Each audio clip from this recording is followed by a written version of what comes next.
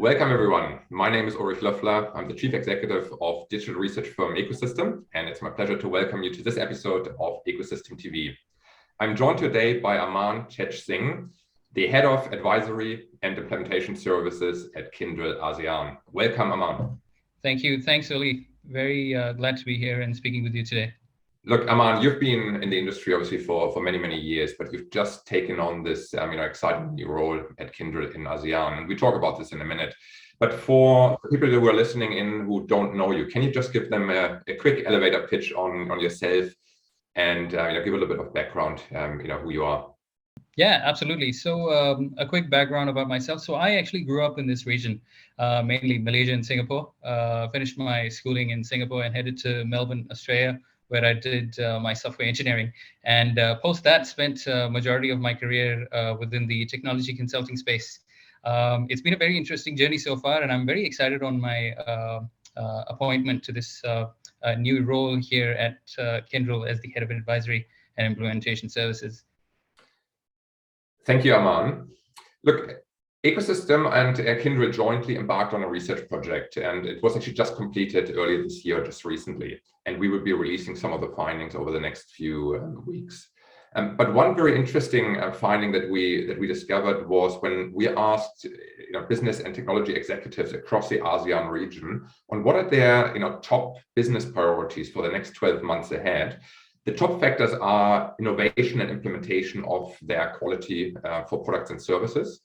The second one was customer experience. And the third one was more the overarching theme of digital transformation.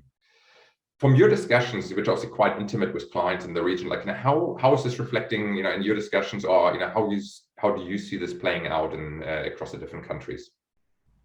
Yeah, that's actually a very interesting topic, indeed, and I think one very pertinent to the ASEAN region. We are working with several of the fastest growing economies in the world, like Indonesia, Malaysia, Thailand, Philippines, as an example. And these economies are starting to realize the need for greater quality of products within the tech space, richer end user experience, like you mentioned, which they want to achieve as they go through their digital transformation journeys. And the great thing is the move or so-called transformation in these countries is just getting started. And organizations which are behind in their transformation agenda have the opportunity to take the learnings from the more matured ones and apply them with improvements. And this is where, as Kyndryl, we want to help our clients drive their transformation agenda. Fantastic. Look, and you mentioned the fast-paced nature of the ASEAN region, and looking from our research perspective, following this region obviously very closely, it's fascinating to see. You said it's early on some of the transformation journeys, but the type of innovation that is coming out of ASEAN is very, very impressive, and also the number of startups and unicorns that the ASEAN region is producing. So it's very, very exciting to follow that going forward. Absolutely. When we talk about the business priorities and we translate that through to technology priorities, because I think all business initiatives are driven and enabled by technologies these days, and so it's always interesting to map up the business priorities with the technology priorities, and it's interesting to see the same audience being asked on the technology priorities that actually not the buzzwords like AI and 5G and cybersecurity and crypto and everything coming up, but it's really infrastructure modernization as well as improvement of operations. So how do you see that supporting these kind of ambitious plans that these executives have for their business? Yeah, no, absolutely. And another great question there. And I think to this, so here's a very simple analogy, right? When we construct any buildings, there's heavy emphasis on the strength of the foundation for the building to uphold the massive weight and the stress that comes onto it. Similarly, with technology infrastructure as well, given the heavy uptake of information technology or technology in general, in recent times, and how it touches each and every aspect of lives today, it's just so important to have infrastructure that is solid at the base and provides for organizations to scale further and provide that foundation to build use cases for end users. Like us, ahead of which you mentioned those buzzwords like AI, blockchain, and 5G. All of those, use cases that touch the end user won't be possible if we don't have that strong base which is digital infrastructure. So hence the focus on infrastructure is just unparalleled. And I think that is where Kyndryl makes the mark, where we are the global leaders in digital infrastructure transformation. No, thank you, Aman. Another key topic that comes up, in a lot of our discussions is talent. No, and obviously there's a lot of demands being thrown at organizations, with regards to technology. There's all this front end stuff, like all these fancy new technologies, which are being developed at a rapid pace. But then, as I said, like there's this need to really build a solid, flexible digital infrastructure as well. And every CIO or every executive that I talk to, finding the right talent or actually resourcing all these demands is a major challenge. And I would even say like there's no business out there that has all the talent and capabilities in-house to cater for all these initiatives and projects. So where do you see this as an opportunity, but also as kind of a strategy for Kyndryl to basically overcome or to support these gaps that companies obviously face internally?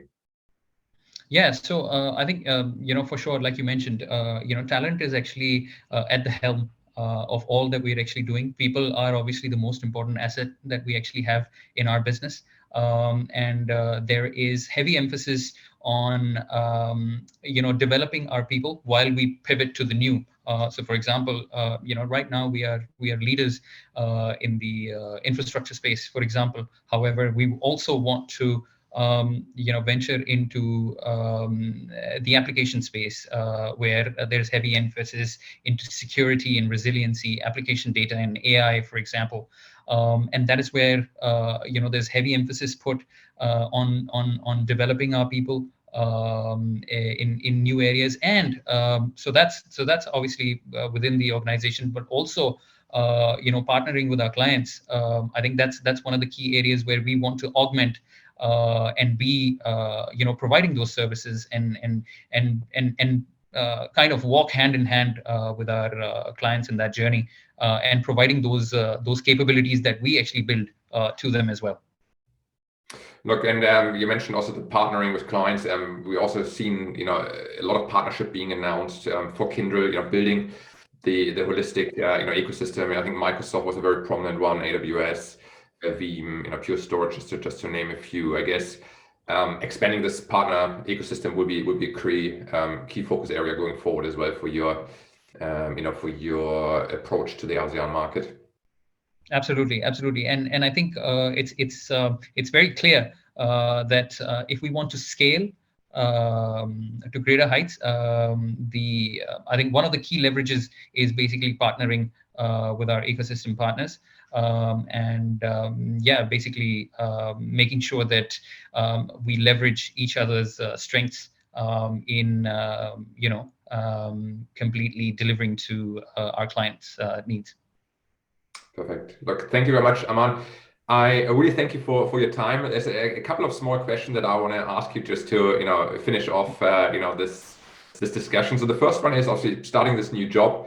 What are you most excited about? If there's one thing to point out, anything that you say, look, this really gets me up in the mornings. Yeah, absolutely. I think what excites me is the fact that this role has great potential to shape Kyndryl's business within the ASEAN region. Through advisory and implementation services, we want to grow and bring forth Kyndryl's services within consulting, and use this to enable and equip us in driving our clients' digital transformation agenda. So I think that's something that really excites me. Yeah. Great. And last question, more on a personal front. Obviously, the tech sector is very fast paced. Just something maybe people don't know about you from your personal life. How do you basically balance out this fast paced tech stuff? Is there any kind of hobby or any interest that you have to calm you down or to get you into your zen? Yeah, I suppose I think the one thing that I really live by the most, or in the last few years, is to plain and simple exercise. I think I go for my regular runs, which keeps me going. It keeps me, I think, sane and kind of resets the thought process. in order for me to think straight. And of course, aside to that, by nature, I'm a very execution-oriented person, and hence always like to see things moving. But I think what I've actually learned from my seniors and mentors is to do your best, in all the areas that you have control over.